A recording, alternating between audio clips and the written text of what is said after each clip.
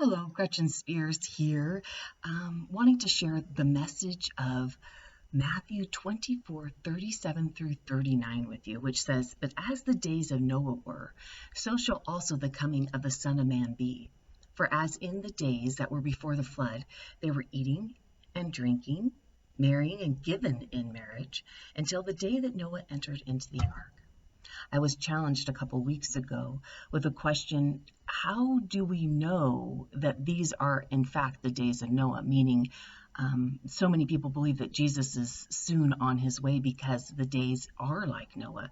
And she wanted to know, what were the proofs? What is going on today that was going on in Noah's day that God was pointing to say that he would soon be on his way?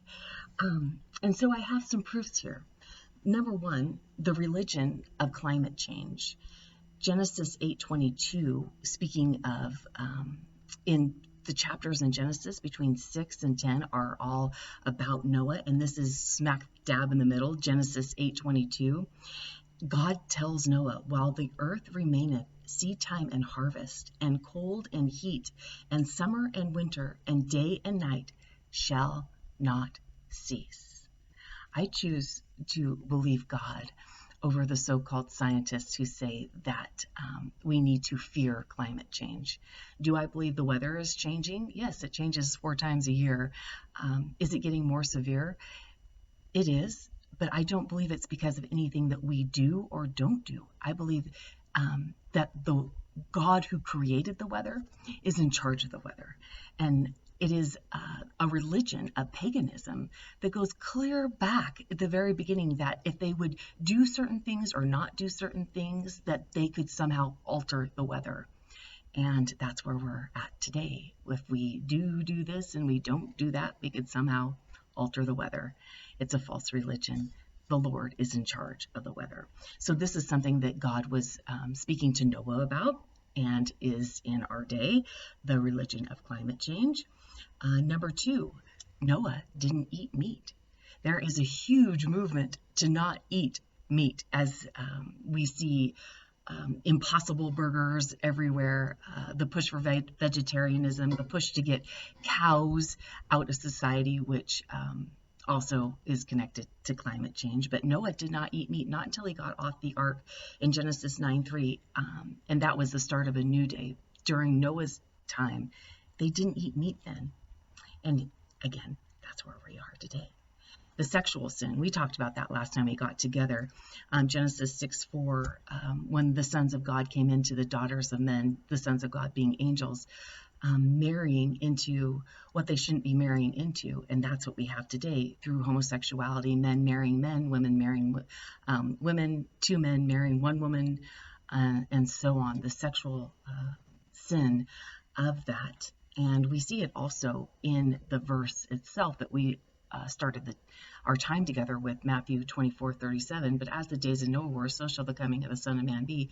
For as in the days that they were before the flood, they were eating, drinking, they were marrying, and given in marriage." Why did he word it like that? Because they were given in the sanctity, in the ceremony of marriage, but there was no marriage at all, because God has only sanctified marriage between man and a woman. So they were given in marriage, but it's no marriage at all. And that's where we are today. Another indication of the shortness of time. Number 4 is violence. It says in Genesis 6:11, "The earth was also corrupt before God, and the earth was filled with violence."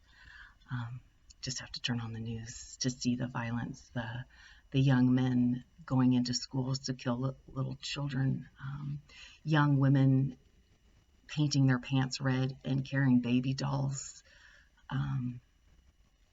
the violence that's in their heart to want to even kill the unborn with a vengeance, and violence.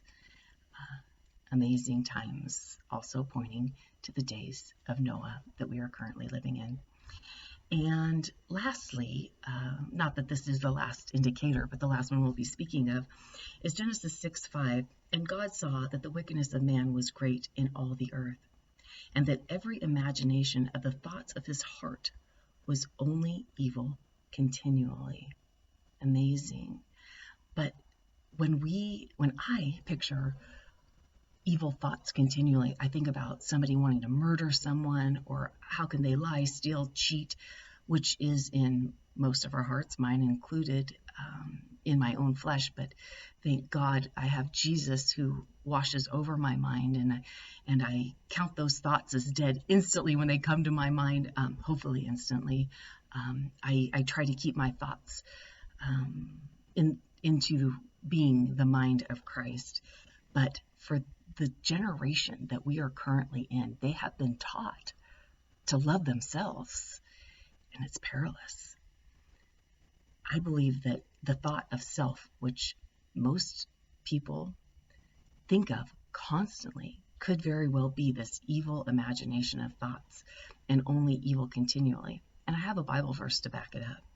It says in 2 Timothy chapter 3, verse 1, "This know also, that in the last days perilous," that means dangerous, "perilous times shall come, for men shall be lovers of their own selves." The very first thing listed in 2 Timothy. And I do believe that is the evil imagination of every man's heart, love of themselves. And do you know what it leads to? It leads to being covetous, a boaster, proud, blasphemous, disobedient to parents, unthankful, unholy, without natural affection.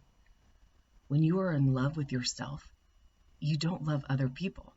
We are to love Christ. We are to love others, then ourselves.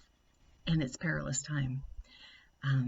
And then lastly, there's a whole list of long things that comes from being in love with yourself: self-esteem, self-love, self. But it ends in lovers of pleasure more than lovers of God. And that is definitely our society today. All these things pointing to the days of Noah. Let's read our verse one more time, as it is our very day. But as the days of Noah were, so shall also the coming of the Son of Man be.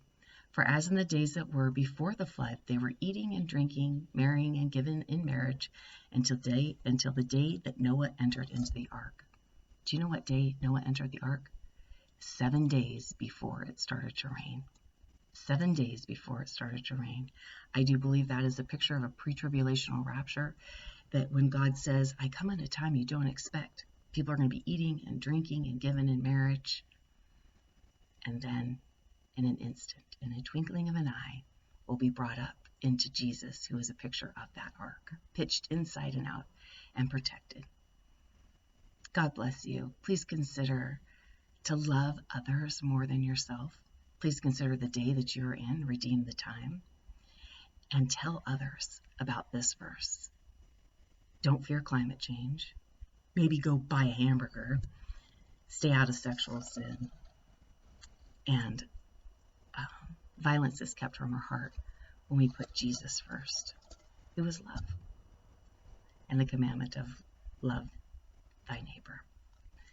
God bless you.